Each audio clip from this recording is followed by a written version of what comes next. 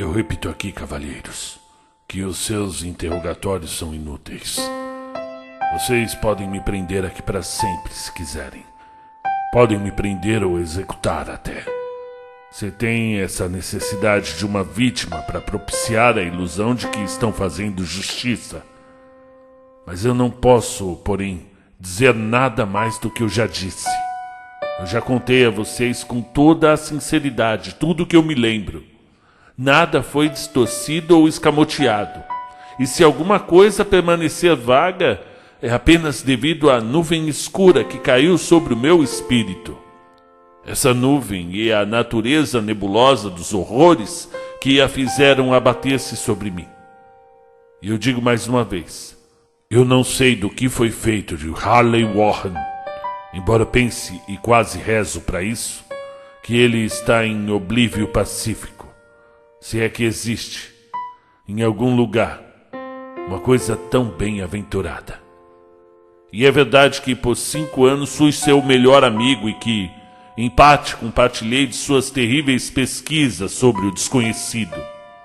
Eu não vou negar, conquanto minha memória esteja insegura e vaga, que a testemunha de vocês possa ter nos visto juntos, na estrada de Gainesville, caminhando na direção do pântano do Cipestre Grande, às 11h30 daquela mesma tenebrosa noite, que levávamos lanternas elétricas, pás e um curioso rolo de fio, a que se prendiam certos instrumentos.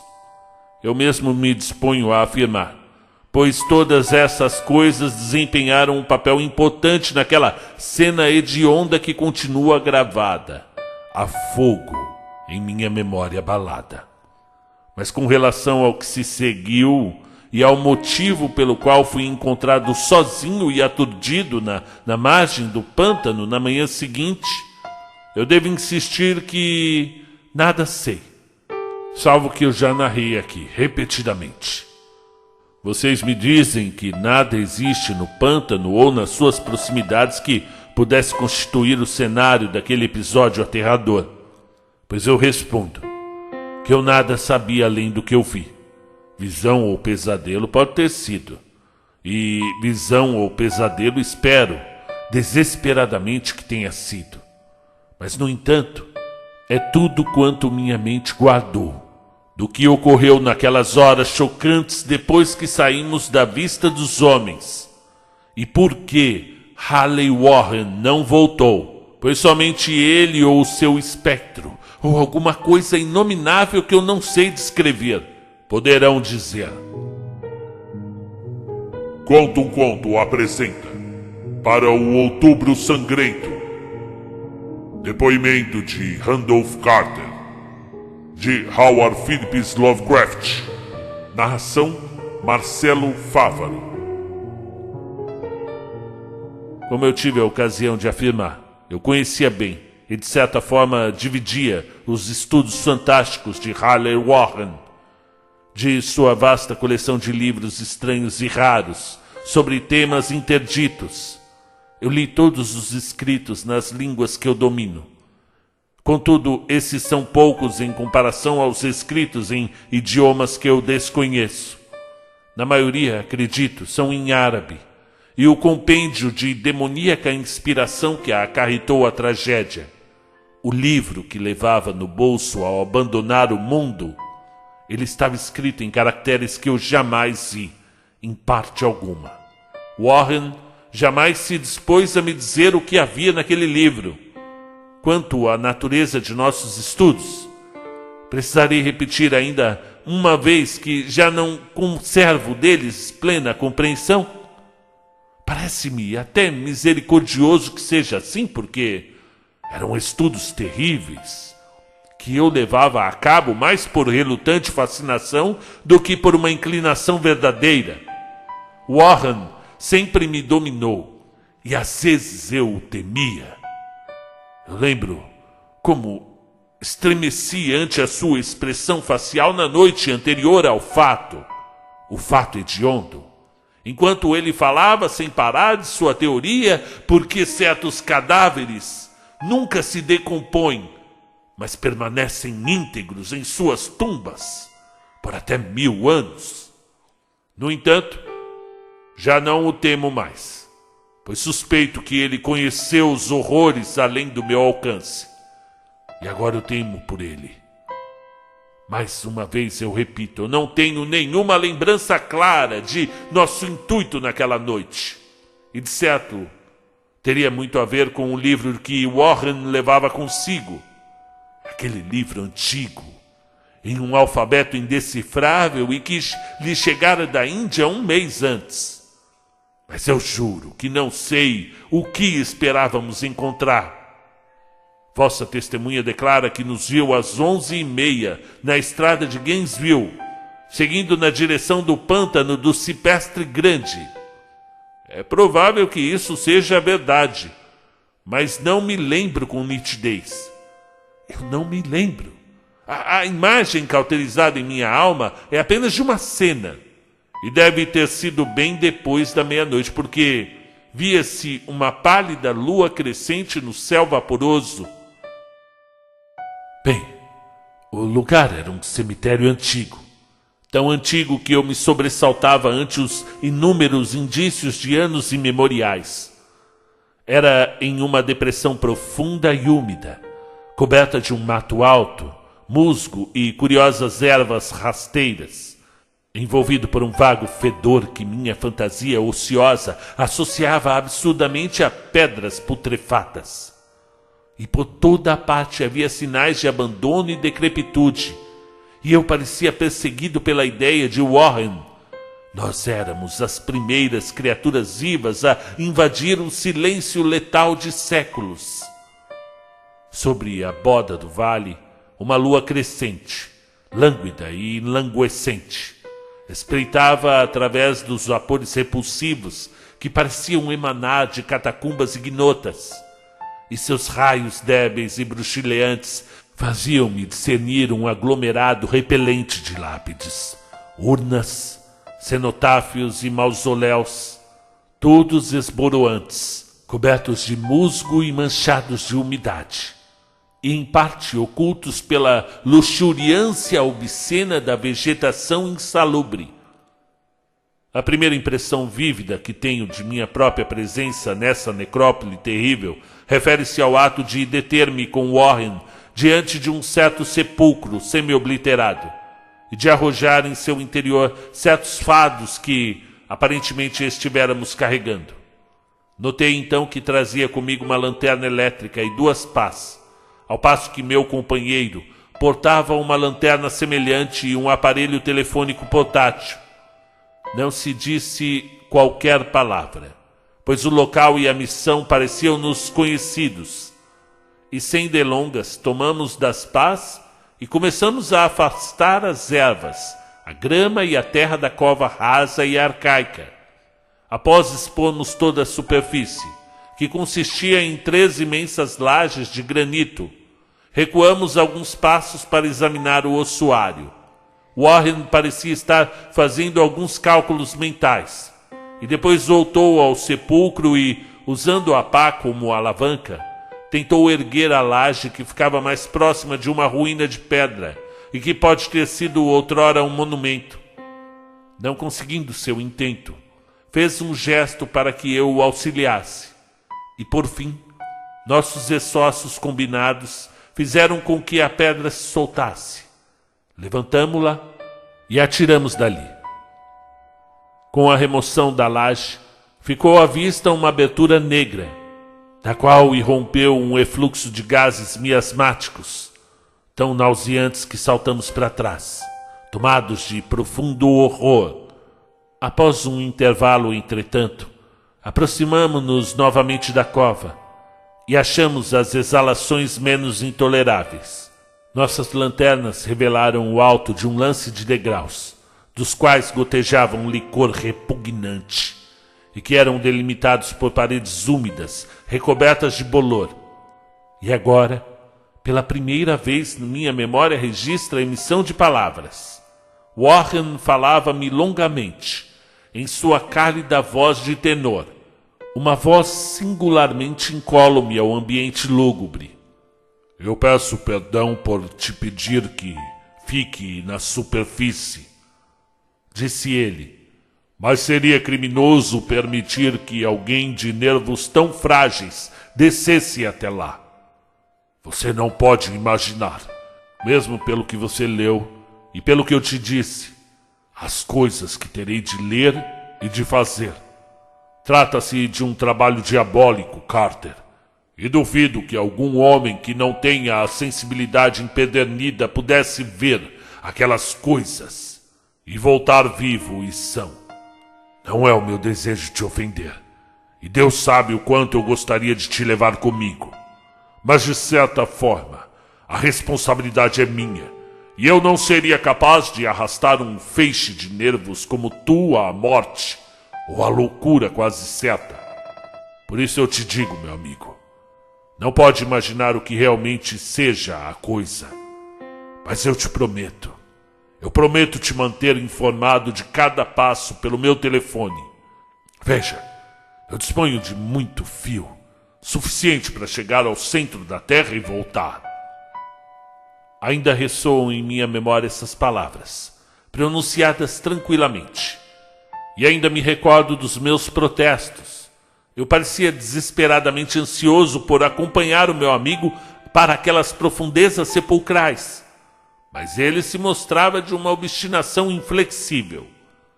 A certo momento ameaçou abandonar a expedição caso eu insistisse. A ameaça tinha peso, pois só ele possuía a chave do que procurávamos. E de tudo isso ainda me lembro, muito embora já não saiba que espécie de coisa buscávamos. Eu me lembro, depois de haver obtido minha relutante aquiescência a seu plano, Warren pegou o rolo de fio e ajustou seus instrumentos. A um gesto seu, peguei um destes e sentei-me em uma lápide vetusta e descolorida, junto da abertura recém-exposta. Depois ele apertou minha mão, sobraçou o rolo de fio e desapareceu, naquele indescritível ossuário. E durante um minuto ainda percebi o brilho da lanterna e escutei o roçagar do fio, enquanto Warren o estendia pelo chão. Mas o brilho da luz sumiu repentinamente, como se ele houvesse dobrado uma esquina na escada de pedra. E quase ao mesmo tempo o som cessou igualmente.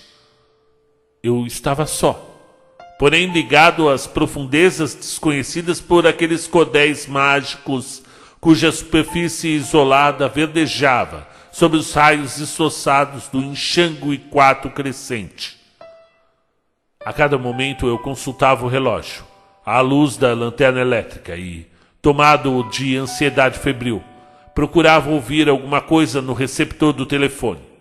Entretanto, mais de um quarto de hora eu nada ouvi, e então o instrumento emitiu um estalido, e eu chamei meu amigo com a voz tensa, por apreensivo que me sentisse. Eu não estava preparado, entretanto, para as palavras que subiram daquela cova hedionda, em tons mais alarmados e hesitantes do que eu já havia escutado de Haller Warren. Ele, que se despedira de mim com tamanha calma havia pouco, agora me chamava lá de baixo em um sussurro titubeante, mais pressago que um grito sonoríssimo. Meu Deus, se pudesse ver o que eu estou vendo! Eu não pude responder. Mudo, só fiz esperar. Ouvi novamente as palavras agitadas. Carter, é terrível, monstruoso, inacreditável. Dessa vez a voz não me faltou, e despejei no aparelho um jorro de indagações excitadas. Aterrorizado, não parava de repetir. Warren, o que foi? O que foi? Mais uma vez escutei a voz do meu amigo, ainda repassada de medo e agora aparentemente impregnada de desespero. Eu não posso te falar, Carter. Eu não posso. É muito incrível. Eu não ouso contar. Nenhum homem poderia saber e sobreviver.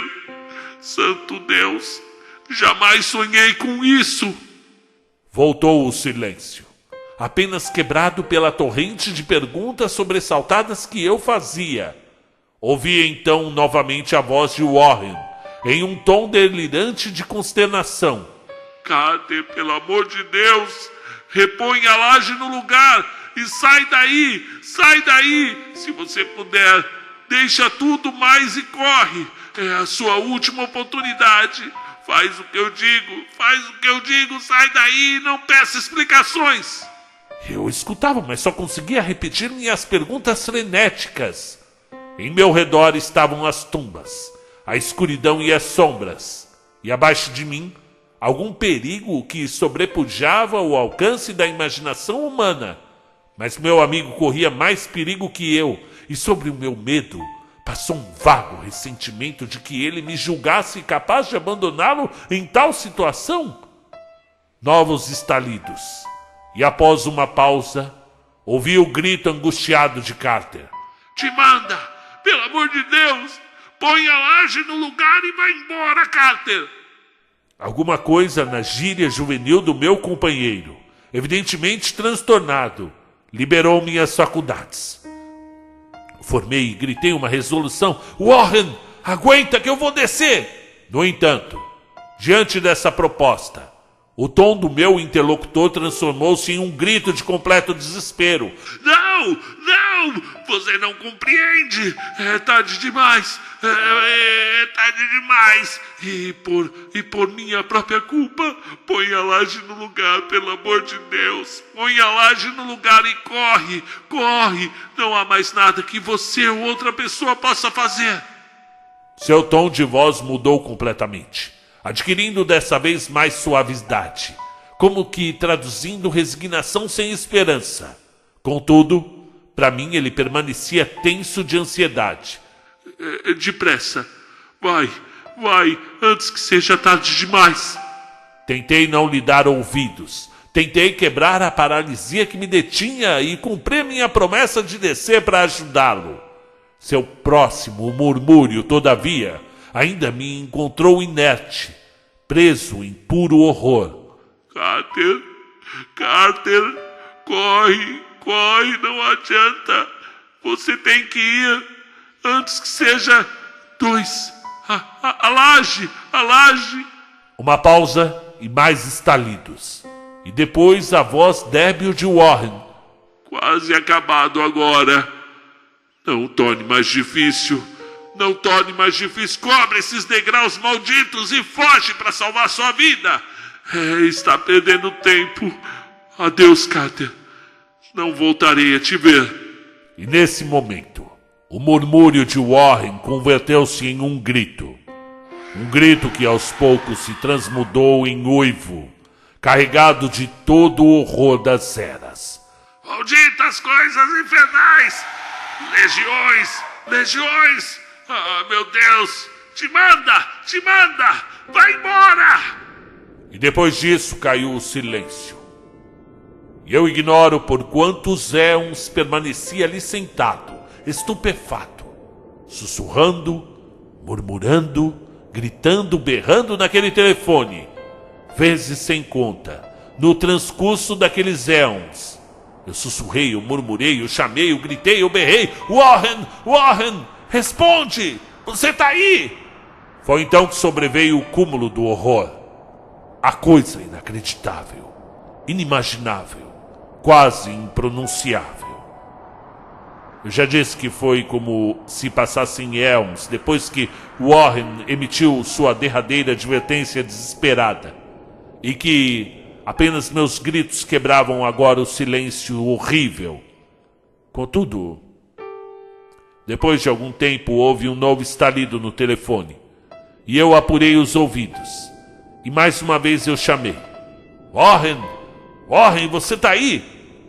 E como resposta eu ouvi aquilo que lançou essa nuvem sobre minha alma. Eu não tento, senhores, explicar aquilo. Aquela voz. Nem posso abalançar-me a descrevê-la em minúcia, porque uma vez que as palavras iniciais roubaram minha consciência e criaram um vazio mental que se estende ao momento em que despertei no hospital.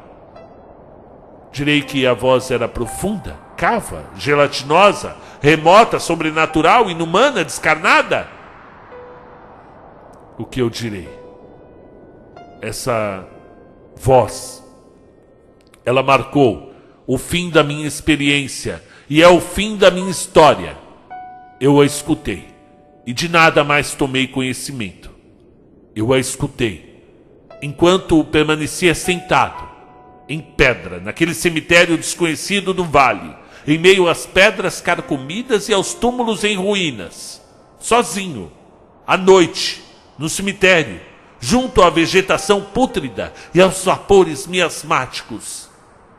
Eu a escutei, subindo das profundezas mais abiconsas daquele maldito sepulcro aberto, enquanto assistia à dança de sombras amorfas, necrófagas, à luz mortiça de uma lua enxangue. E o que ela disse? Ela disse: idiota, Warren está morto.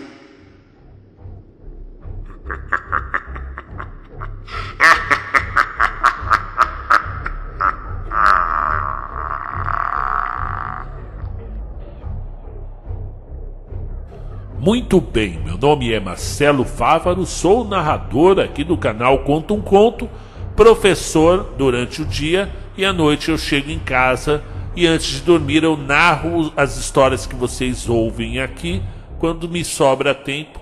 Por isso é importante quem quer ser um colaborador, esse canal ele só está no ar mediante a ajuda dos colaboradores, já que a gente não tem nenhum apoio do governo, nenhum apoio de nenhuma empresa. São os próprios ouvintes que ajudam o canal a se manter no ar e trazer novas histórias. O que eu posso falar do Howard Phillips Lovecraft? Ele que influenciou grande parte aí da produção dos horrores cósmicos do século XX, chega no século XXI com bastante fôlego, com séries de TV, no streaming, filmes baseados em suas obras. E este aqui é mais um depoimento. São dois estudantes, a princípio aqui aparentam ser jovens, dois que fazem esses estudos sobrenaturais e que certa noite decidem, ele não fala aqui direito por que eles estão na beira desse pântano onde há um cemitério, e aí o Halley Warren entra, retira a lápide, né, retira a placa de concreto e entra no que parece ser uma escada que vai descendo para dentro do túmulo. Então imagina eles lá com equipamentos da tecnologia da época, ou seja, esse conto deve ter no mínimo 100 anos, e com um fio que eles vão desenrolando ali para servir de comunicação entre o Halley que vai descer e o Randolph Carter que vai ficar lá em cima, já que ele não tem o psicológico para poder, né, adentrar naquele universo soturno, e lá dentro ocorrem coisas que vão ficar marcadas na mente desse jovem e o Halley não volta mais, né? Isso é horrível, que conto forte, né? E a última frase, né? O Warren está morto, idiota, né? Algo bem espectral realmente, né? Eu já estive num desses cemitérios antigos, né? Muito antigos, a ponto de serem abandonados e não ocorrerem mais sepultamentos, né? Eu estive quando eu era jovem, eu visitei a Ilha Comprida. Se vocês já estiveram na Ilha Comprida, talvez vocês possam ajudar comentando aqui.